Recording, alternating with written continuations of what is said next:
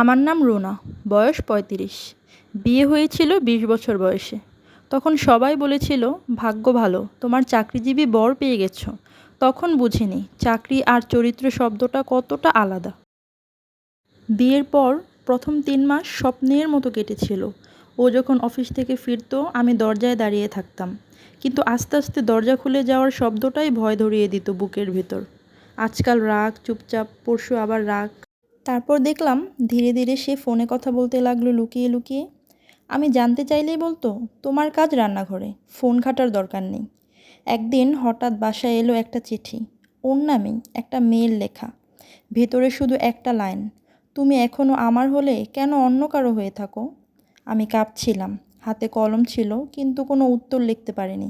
আমি চিঠিটা পড়িনি ওর সামনে, পুড়িয়েও দেইনি, শুধু লুকিয়ে রেখেছিলাম আমার জামা রাখার আলনার পেছনে। অনেকবার ভেবেছি চলে যাব, কিন্তু মেয়ে আছে, ওর চোখের দিকে তাকালেই সব ভুলে যাই। মেয়ে যখন জিজ্ঞেস করে, আম্মু আব্বু তোমাকে ভালোবাসে তো, আমি শুধু বলি, তোমার আব্বু অনেক ব্যস্ত। এখন মেয়েটা বড় হয়েছে, ক্লাস 9-এ পড়ে। ওর চোখে যেন আমার গল্পের ছায়া দেখি। আমি চাই না ও একদিন চিঠি হাতে কাঁদুক। এখনও রান্না করি, কাপড় ধুই, হাসি মুখে থাকি, কিন্তু রাতে ঘুমানোর আগে আমি আমার নিজের কাছে চিঠিটা লিখে যাই, আজও আমি ভালো থাকার অভিনয় করলাম। আজও কেউ বুঝলো না। চিঠিটা এখনও শেষ হয়নি আমার, আর জীবনটাও না।